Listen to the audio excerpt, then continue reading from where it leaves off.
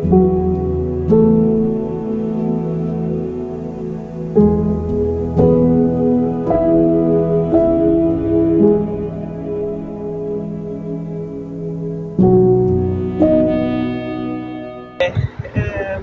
giornata di oggi, la commemorazione dei nostri cari defunti, è sicuramente una giornata e un momento che si ricollega alla ritualità della vita. Noi come cristiani abbiamo il culto in realtà non della morte ma della vita, e di Gesù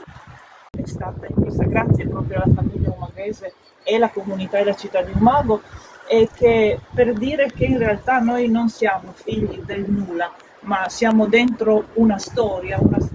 che specialmente per le persone più